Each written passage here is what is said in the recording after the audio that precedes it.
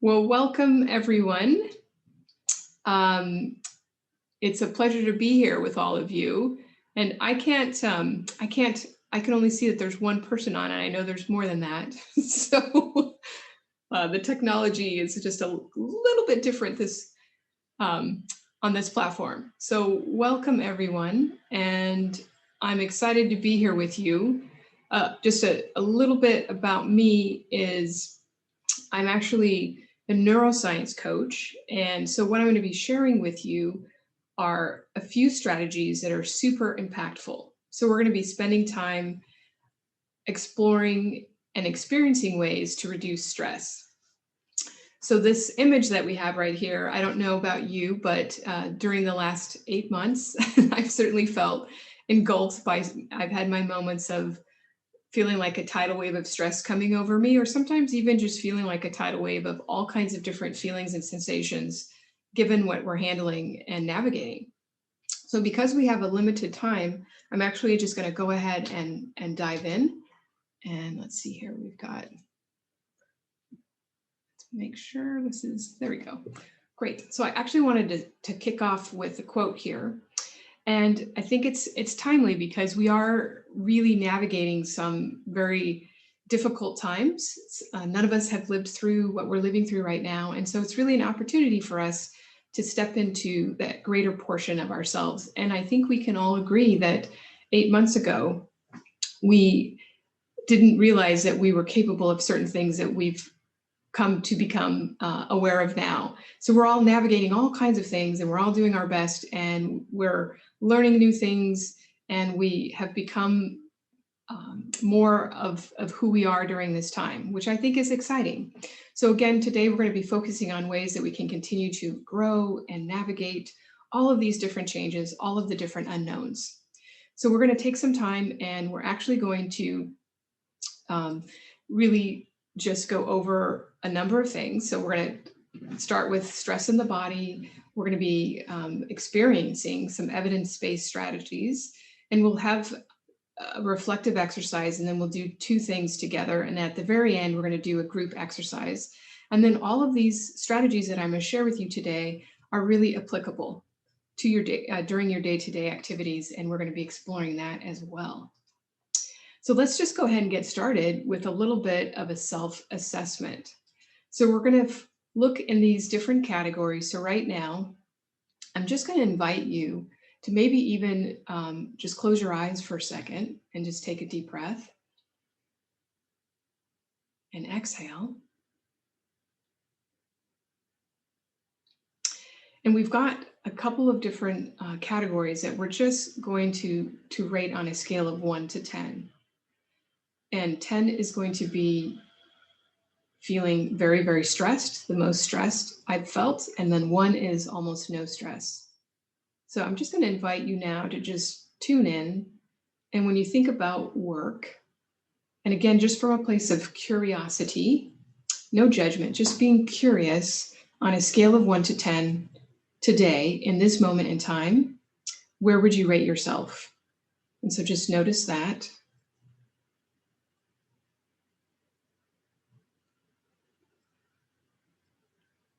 And then, assign a number.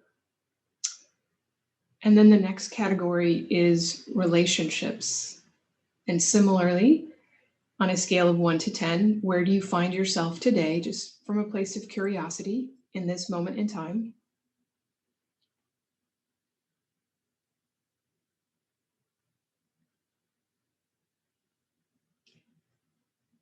And then the next category is financial security.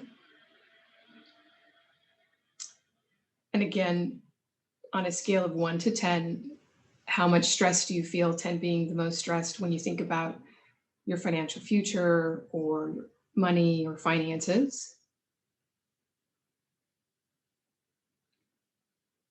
And then the next category is this new normal that we're all living, which is changing, of course, from week to week or day to day or month to month.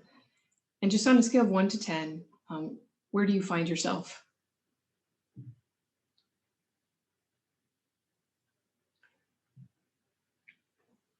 And then lastly, the last category is the future. So when you think about the future, where do you find yourself today, just in this moment in time, just from a place of curiosity on a scale of 1 to 10? And now I invite you to go ahead and open your eyes, and then you can just note down each of the numbers for each of those 5 categories. You just take a moment and do that.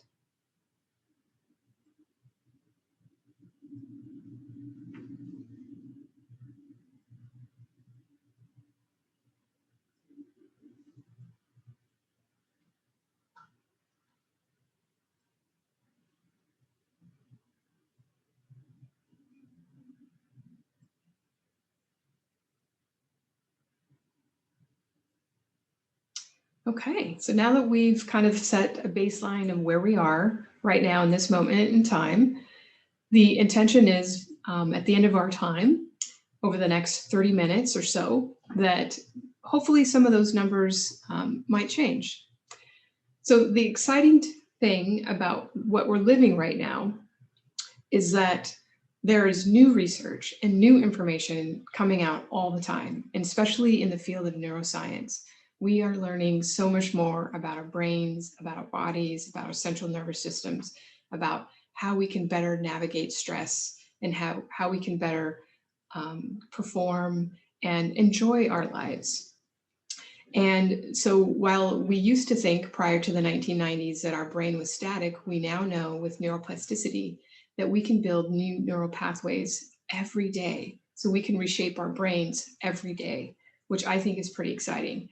And if there was ever a time that was good to know, I think right now it's good to know that we can adapt and we can grow and we can reshape our brains. So I want to actually share some information about our brains. So when we're thinking about stress and how we navigate and how we can move through everything that we're handling more easily, it's important to know a little bit about how our brains work.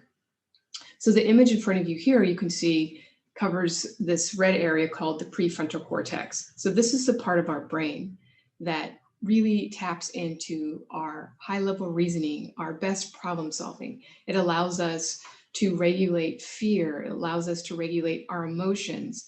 We get to tap into our intuition here. And it's doing all kinds of regulatory features. And again, that high-level thinking, that problem solving. When you think of that pink area there, the limbic brain, that's the fight, flight, or freeze. So again, that's the stress response. That's where the body and the brain are working together and going into a tiger is coming at me. Am I safe? And that's really considered the emotional brain. So on this next slide, within that emotional brain is the amygdala, which is actually on both sides of our brain. And so when that fight or flight response kicks in, what happens is that it sends stress hormones. We start producing cortisol and adrenaline, and it sends messages to all these different parts of our brain. So as you can see there, there's all kinds of things that are happening. So just between the hippocampus and the hypothalamus, things are happening around our short-term memory, our long-term memory, fatigue, mood, sleep, even our body stress. Sometimes they might get flushed, they might feel warmth, turn red, or get a little bit more sweaty. Other people have different reactions, but again, that's all that activity in that emotional brain, the amygdala immediately firing, saying, a tiger's coming at me. So what happens as well when that's happening is that, as you can see on the right-hand side here, we have the sympathetic system. So when that happens, when our body goes into fight or flight mode, we literally stop digesting our food, our breathing shifts, our eyes dilate. All these different functions in the body shift because they go into a state of pulling resources from other parts of the body because a tiger's coming at us. We are only supposed to be in that state, 10% of the time. And yet right now there's a lot of stress. People are handling so much, and we are kind of getting into these stress patterns. We really should be on parasympathetic 90% of the time. So I know that I've certainly had my experiences where I overreacted towards something, and that's where, again, the amygdala took over. Daniel Goldman wrote a book called Emotional Intelligence, and in that book, he coined the term amygdala hijacking. So again, the body and the brain are just taking over, like fight or flight. You can't access this prefrontal cortex, and so therefore you might react versus respond. So what we're going to be playing around with today is really having some tools and strategies to have more of a resilient brain. So that you, as you can see here on the left, you can see the difference for this particular individual that has more of a resilient brain around handling and navigating stress. So they're able to access this part, that prefrontal cortex, when they're stressed, and or maybe not even get so stressed that this part of the brain goes off. So when you think about everything that you are handling and those around you at work and even at home, it's easy to see how this pattern can play out. And so again, I always like to mention that sometimes for yourself and others, you can just see, well, there's a part of their brain that they literally can't access right now. And it's a time to extend, grace and compassion and maybe some understanding and giving people the benefit of the doubt. So I just always want to mention that. So before we jump into some experiential exercises, I actually want to highlight a tremendous stress tip. So what you're seeing in front of you, of course, is a picture of a laptop. And I want to share this because, I want to share this because of this particular quote by Dr. Kruse. He's a neurosurgeon, and he says that blue light is the #1 health issue facing all modern humans. In fact, he equates excessive blue light exposure to the equivalent of taking a piece of steak and putting it in the microwave. And so why does he use that metaphor? Because we have trillions and trillions of cells in our entire body. And when we have excessive blue light exposure, then what's happening is that all of our cells are getting dehydrated. So I want to share this point in that I've shared this with every single client during the pandemic, and it makes a huge, huge difference. So I right now have my screen is on night mode. So I'm not getting excessive blue light exposure. I'm wearing blue light blocking glasses. I've put this on my phone. I've put it on my laptop. You can have the ability to also do that with your TV. And so just that alone can significantly reduce physiological stress. Our brains are predominantly made of water. And even if our brain is 10% dehydrated, it can impact the efficiency of how it's operating up to 50%.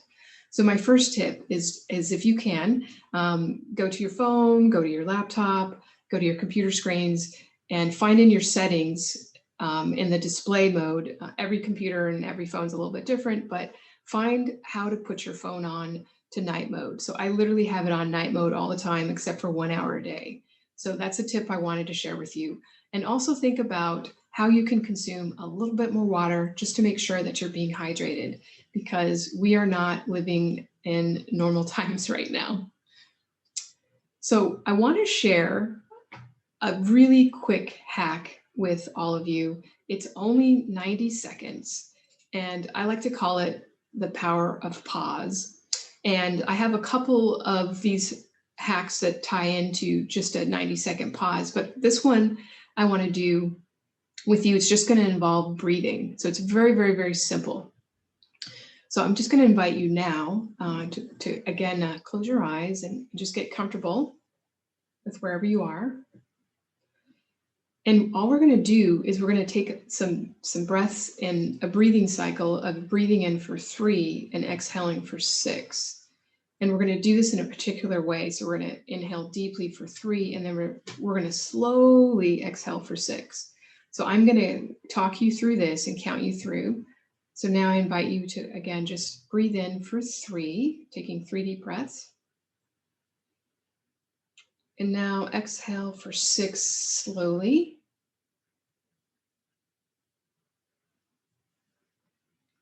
And then inhale for 3.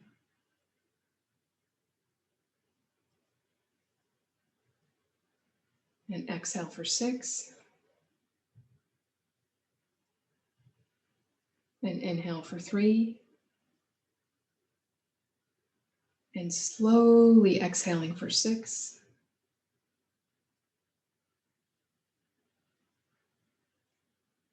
And inhaling for 3.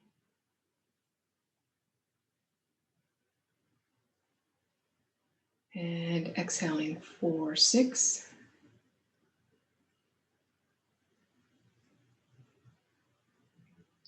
And last one, inhaling for 3. And exhaling for 6.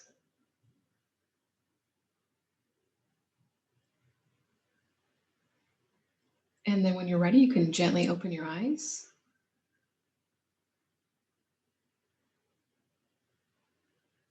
So welcome back, everyone. So that was actually even a little bit less than 90 seconds. That was probably more like 60 seconds. And so again, just noticing now with all that we're navigating and all that we're doing, I know that I have found myself holding my breath. And I just went to the grocery store yesterday and I noticed that I was holding my breath. And so when we do that and we're not breathing, it causes a stress response in the body. And again, that kicks in all of that parasympathetic and can create some unhealthy patterns for us. So even just throughout the day, if you can take 60 seconds or 90 seconds like this and just reset your breathing, you're resetting all of your systems in your body and just coming back. And many people will find that even just doing that for 60 seconds can clear the mind and create more relaxation. So if anyone would like to share what that was like for them, feel free to unmute yourself, or you can type in the chat, or we can, of course, just keep moving on. So if anyone would like to share.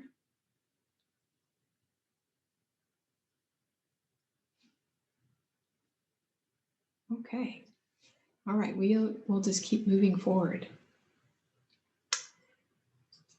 So the next exercise that I wanted to share with you is really something that's called tapping, otherwise known as emotional freedom technique. And it has been around since the 1990s. However, it's still considered a little bit cutting edge.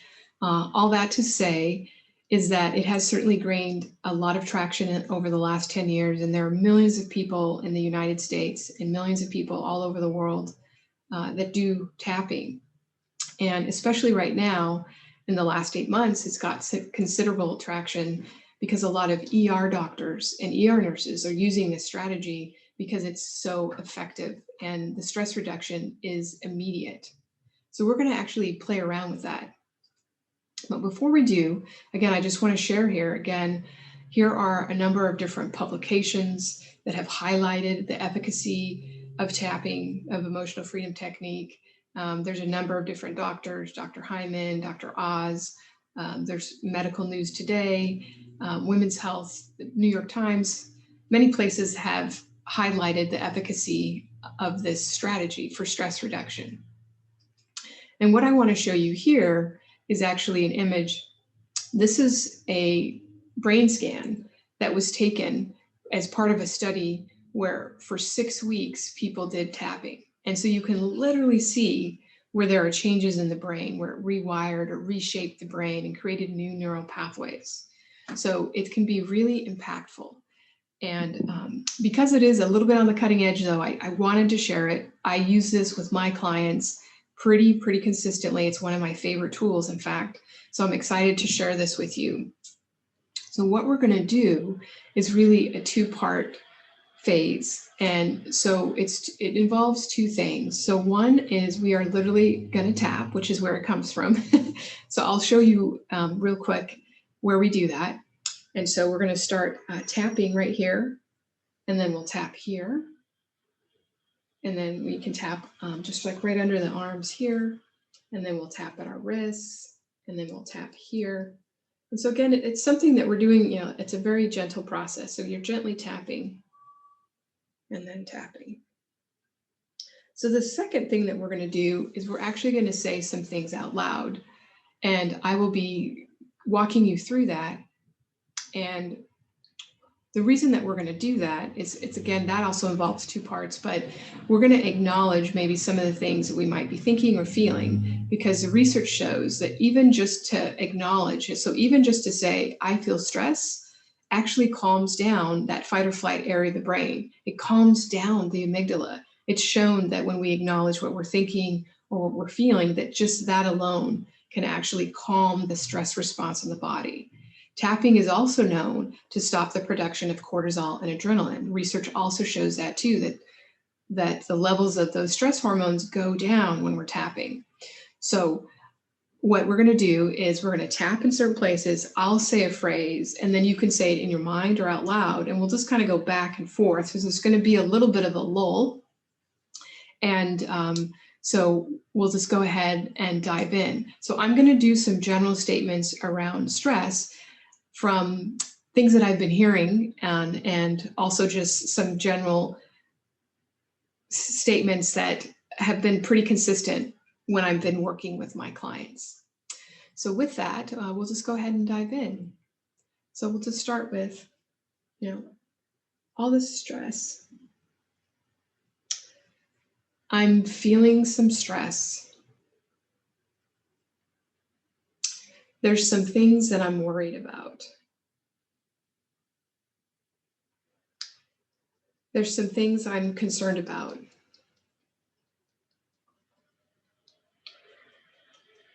All of these unknowns. There are so many unknowns. There's so much that I have to navigate right now. It's been stressful over the last 8 months. And we still have longer to go. It's almost as if I've been running a marathon. Only the thing about running a marathon is normally you know beforehand. And you train. And you build up your endurance. And most importantly, you know when it starts and you know when it ends. But right now, I'm still running my marathon, and I'm not quite sure when it's going to end. So that seems a little bit stressful. I just can't quite relax. I always have some level of stress with me. And I wonder if it's possible to give myself permission to relax even just a little bit. Because I just saw that image about the parasympathetic system and the science of how I probably would be more productive and have more focus and clarity if I wasn't so stressed. Part of me is saying, I can't relax. Are you kidding me? I'm in the middle of this crazy time right now. There's so much going on. And that's okay. And I'm okay. It's okay for me to relax, even for a little bit. Even if it's 60 seconds. And the funny thing is, this silly tapping on my body thing, silly tapping on my face or my hand or wherever, kind of starting to feel a little bit more relaxed. And that's okay. So I'm giving myself permission to relax just a little bit and to maybe take some breaks throughout my day, even if it's 60 seconds. Because there's all kinds of research that shows that even a 60-second break or a couple minutes on within an hour's time frame on the hour can literally reshape my brain to make it more resilient and more adaptable under stress. And that sounds kind of interesting to me. So I'm just going to give myself permission to relax just a little bit. And I'm going to give myself permission to maybe slow down a little bit during my day. Because I'm handling all kinds of stuff. And I've been handling it.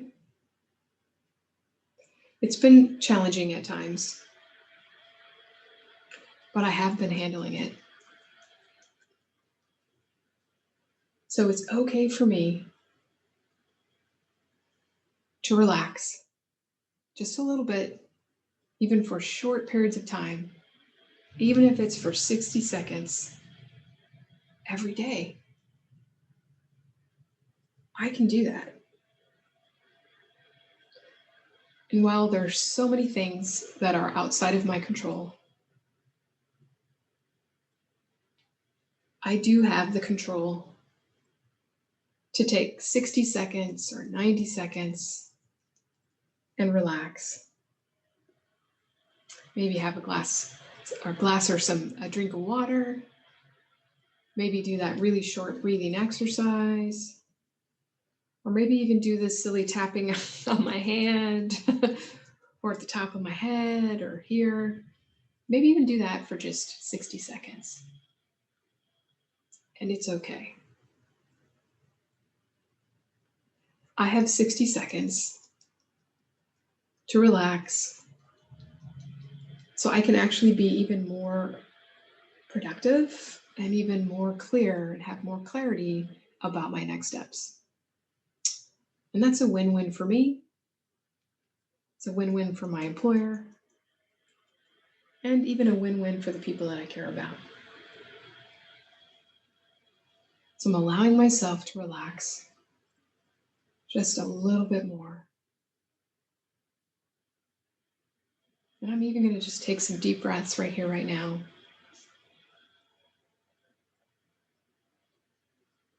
Just breathe.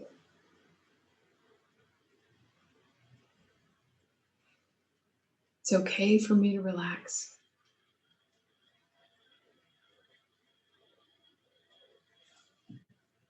Okay, so now take a big inhale and exhale. So that is a really, really powerful tool that I just shared with you. Again, it's called tapping, or EFT. And again, as the slide shows right here, this is shown to literally reshape the brain and create new neural pathways. And ER doctors and ER nurses are using this as they are navigating so much stress right now and under such stressful conditions. So I invite you to just give yourself permission to just play around with it. It might have seemed a little bit odd at first, but many times people just can't believe how much more relaxed they feel. So we are actually almost, we've just finished our half an hour together. And so I want to go ahead and just share this with you in terms of just doing another check-in. So now if you go back to the numbers that you wrote down for yourself in terms of your self-assessment in these 5 categories around work, relationships, financial security, the new normal, and your future, or the future, just go back to your numbers that you had and see where they are now. And just notice if any of them actually came down.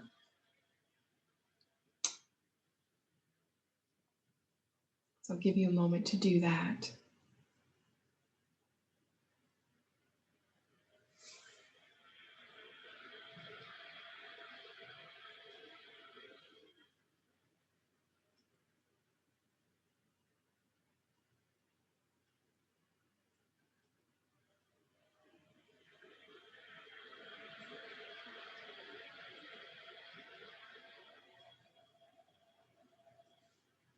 Okay.